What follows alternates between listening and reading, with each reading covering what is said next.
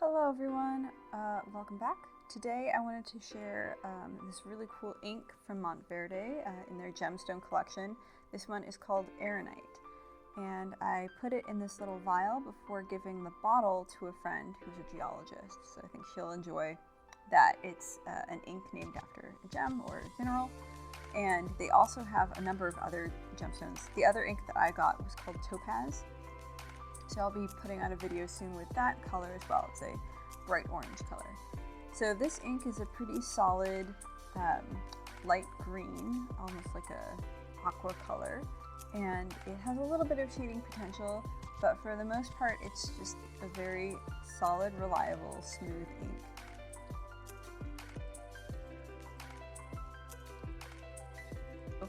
Here I am putting some of this ink on both Muji dot paper, which is a really smooth paper that I enjoy using, and then also here on some Tomoe River paper, which is kind of the gold standard for a lot of fountain pen enthusiasts.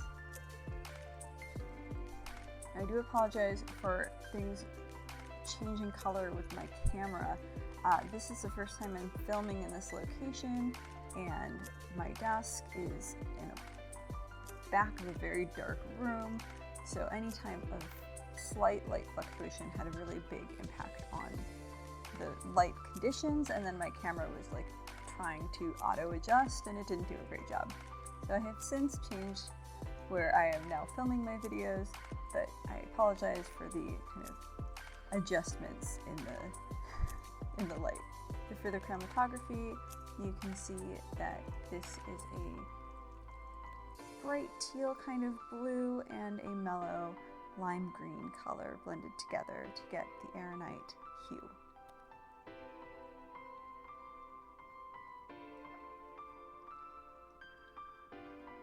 So as usual, I'm using a broad nib in my TWSBI Eco to write the title, and then I'll also use my Pilot 92, which has a fine nib on it, to write some other writing samples. So you can see what the ink looks like into different widths of nib, and how that impacts the way that the thickness of the ink on the paper and flow and all those kinds of things.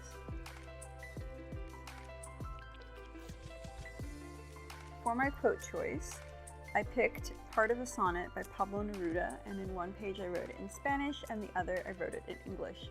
The English translation is, "Those who wanted to wound me wounded you, and the dose of secret poison meant for me like a net passes through my work, but leaves its smear of rust and sleeplessness on you." And I liked this quote because it made me think of the poison, and this color kind of made me think of what a poison liquid might look like.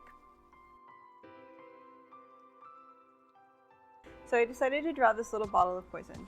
Now, something I noticed about the difference between the Muji paper and the Tomoe River paper is that the green color is more yellow on the Muji paper, and that might be the Muji paper showing through, or the fact that it can kind of, it's darker on that paper because it's not just sitting on the top in a layer, but it gets kind of absorbed into the paper, and so it behaves slightly differently on that paper as opposed to the Tomoe River paper. This is not going to be intense shading, but it's enough shading to be interesting, but also still legible, and I really like that about this ink. Alright, I hope you enjoyed this ink review, and I'll see you in my next video. Bye!